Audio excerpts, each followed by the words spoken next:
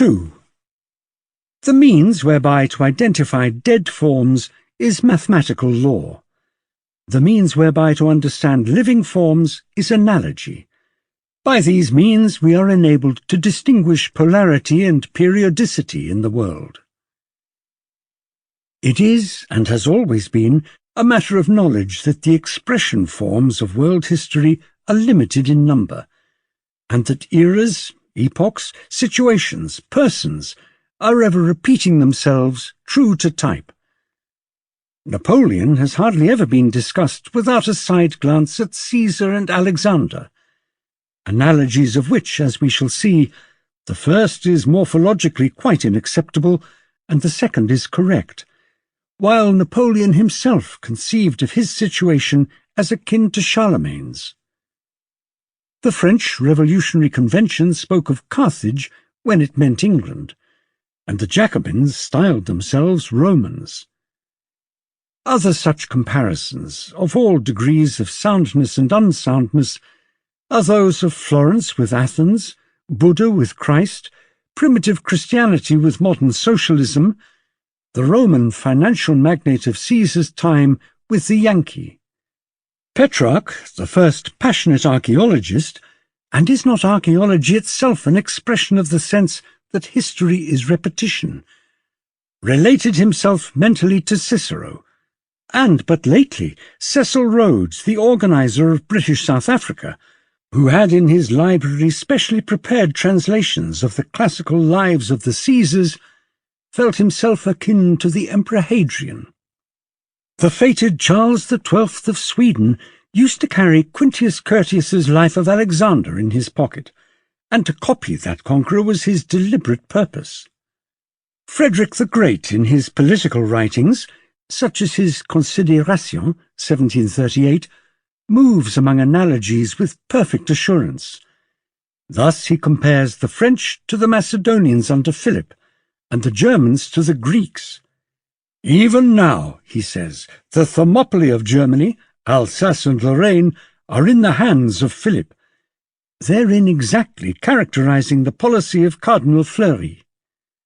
We find him drawing parallels also between the policies of the houses of Habsburg and Bourbon and the prescriptions of Antony and of Octavius. Still, all this was only fragmentary and arbitrary, and usually implied rather a momentary inclination to poetical or ingenious expressions than a really deep sense of historical forms.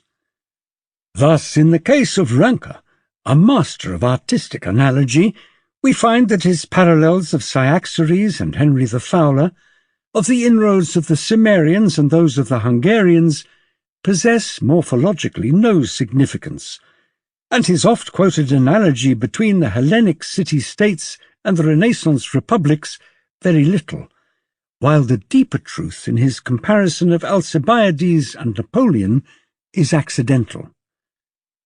Unlike the strict mathematician, who finds inner relationships between two groups of differential equations where the layman sees nothing but dissimilarities of outward form, Ranke and others draw their historical analogies with a Plutarchian, popular romantic touch, and aim merely at presenting comparable scenes on the world stage.